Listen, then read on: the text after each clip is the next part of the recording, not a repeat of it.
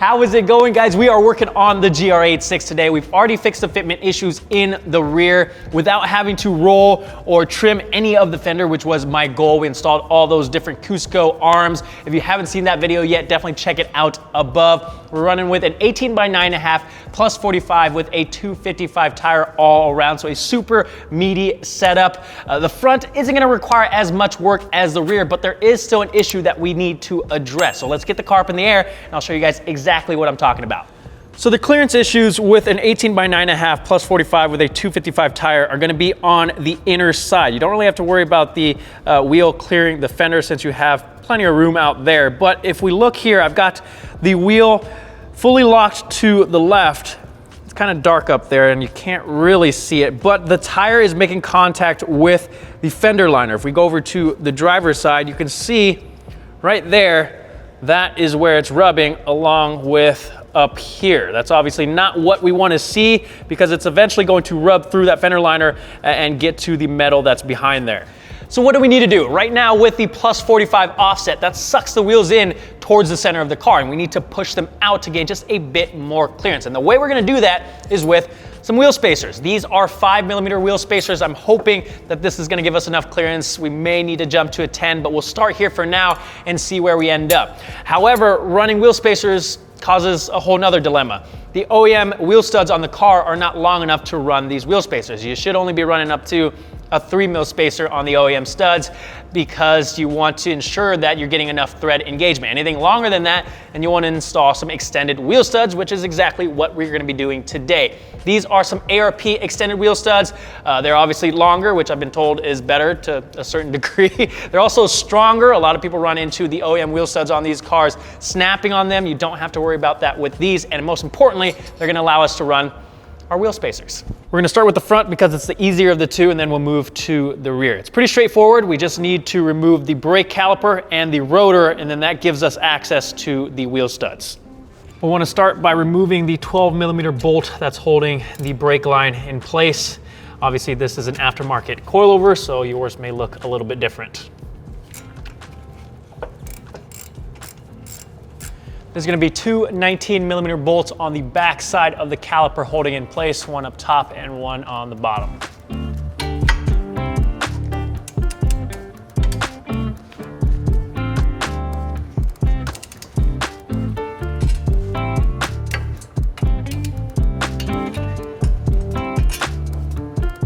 With the two bolts removed, we can slide the caliper off the rotor.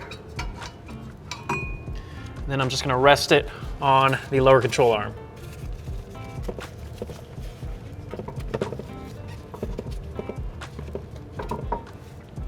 Should be able to pull the rotor off now. If you find that your rotor is stuck, like mine, you'll see there's these two holes that are threaded, and what you can do is take the bolt that was holding your brake line in place and thread it into either one of those holes, and then we'll continue to tighten it down until the rotor pops off.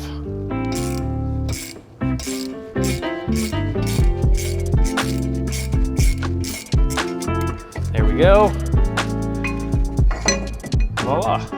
The wheel studs are exposed now, so we can start punching them out with a hammer.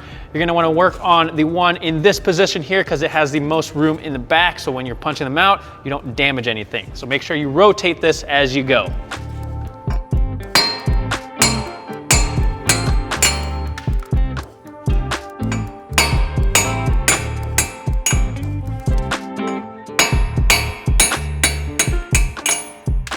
All I have to do now is insert the new studs through the backside, and I'm gonna use a wheel stud installer tool that slides on here. This is essentially a big bearing that spins. I'll link this down below. This is gonna make our job a whole lot easier. Then we have a lug nut we'll thread on here, and I'm just gonna impact this on here and pull the stud through until it bottoms out on the backside. You are gonna need to use some open-ended lug nuts with these extended wheel studs, so keep that in mind. And if you are using an impact, I highly suggest using some hearing protection because it does get quite loud.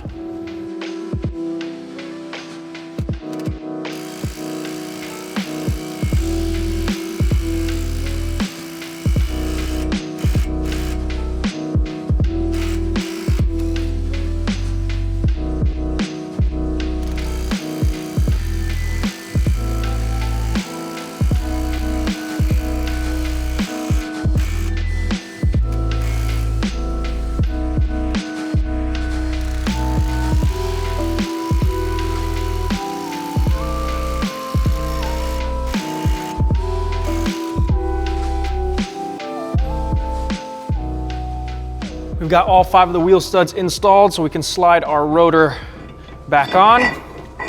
And then we'll get the caliper reinstalled and we can move to the rear.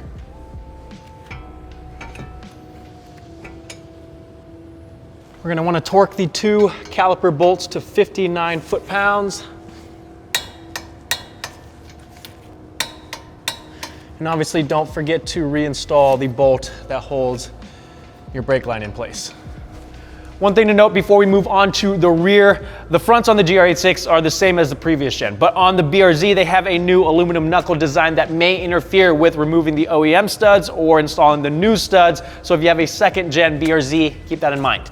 We have essentially the same process for the rears. We need to take the caliper off and the rotor, make sure that your e-brake is not engaged. Otherwise you're gonna be fighting a losing battle when you go to take this off. There's a 12mm bolt holding the brake line in place, just like the front.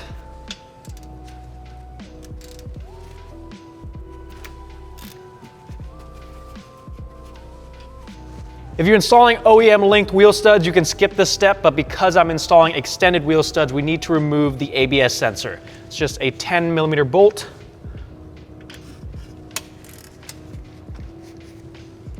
It's this black and yellow line here. Once you have the bolts out, you can pull the sensor straight up and out. We'll just leave it back here. The 2 bolts holding the rear caliper in place are 17s.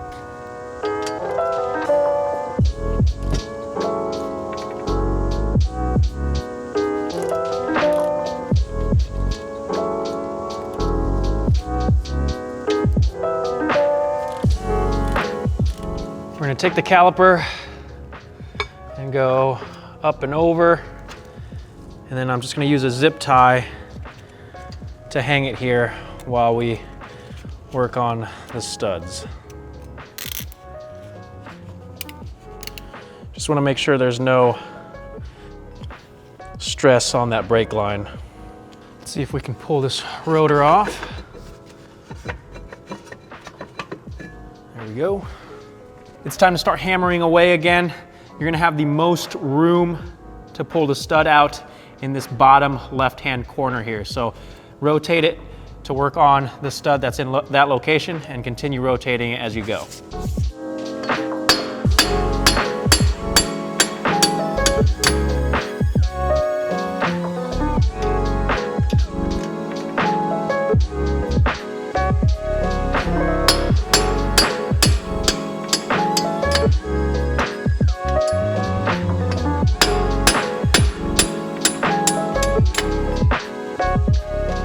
At this point, if you're installing OE linked wheel studs, you can just insert them from the backside, the same area where we got them out, like that. But that is not the case when it comes to the extended wheel studs because there is not enough room back there to get this into position. So what we need to do is remove the 4 bolts that are holding this hub in place so that we can pull it outwards and gain some clearance in this area from the dust shield and these brake shoes.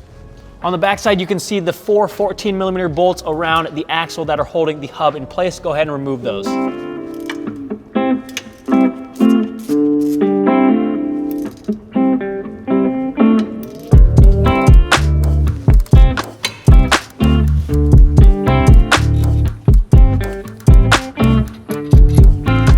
This is a very critical part of the process. We need to pull the hub out, but also make sure that the dust shield and the brake shoes stay in place. So take your fingers, put them behind the hub like this, and then use your thumbs to press against those brake shoes while you're pulling the hub out so that you get clearance between the hub and the dust shield and brake shoes.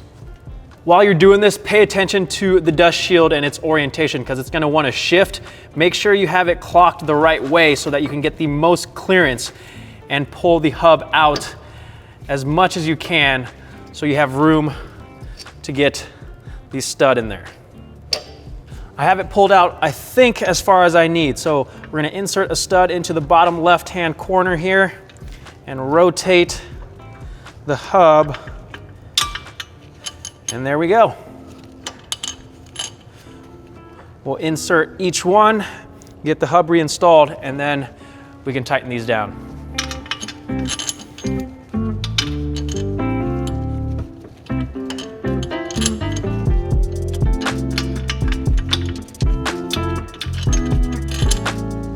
We'll just push this back into place like so. And then we'll have to line up the dust shield as we insert the bolts. Like I said, when we go to insert the bolts back into the hub, we're gonna have to mess around with the dust shield to get the holes to line up, and make sure that you get all the bolts in before you tighten any of them down. You can kind of look through the front side as you're doing this to make sure that you are threading it into the hole and not cross-threading anything. We need to get these torqued down to 48 foot-pounds.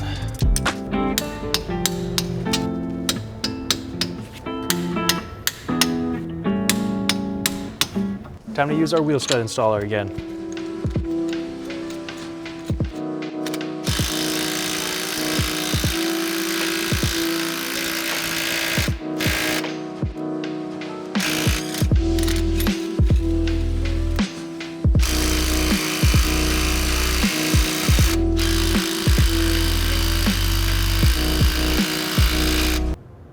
Now our rotor can go back on and we can reinstall our caliper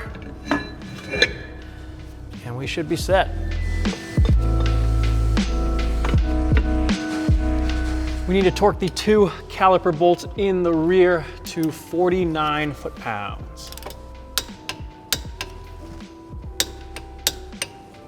Don't forget to reinstall the bolt for your brake line along with the ABS sensor, and that should do it.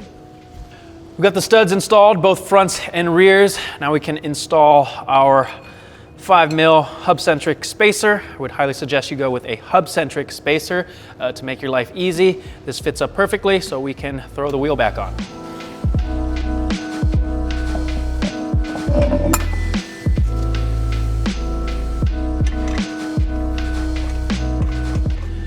I forgot to show you this on the other side, but I've laid some blue painter's tape where the wheel was rubbing. It was also rubbing on the back side a bit as well, so I've got some tape there. And this is gonna allow me to see, once we've got the wheel back on and I drive it around a bit, if it's still rubbing or not, because this is obviously new tape, so if there's any marks on here, we still have some rubbing and we're probably gonna have to jump to a 10mm.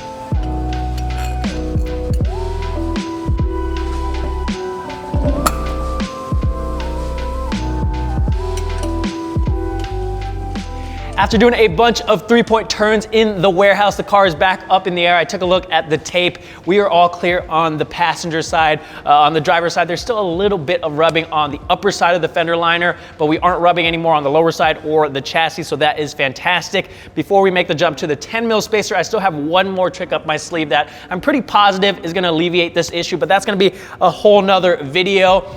We've installed the wheel studs and the spacers today, so I'm gonna leave it at that. If you're looking to do this yourself, I'll leave all the links down in the description to the wheel studs, the wheel stud installer tool, and the spacers that I use. If you guys have any questions at all, comment down below. If you guys are enjoying the content, make sure you hit that subscribe button, give this video a thumbs up. Thank you guys so much for watching. I'll see you guys next time. So what do we need to, I'm tightening it. Since this is a newer car with low miles, I shouldn't need to do that, but I'm gonna need to. Whole other video. So the OEM wheel studs on the car are not long enough to run these wheel studs. What? So what do I need to do? No.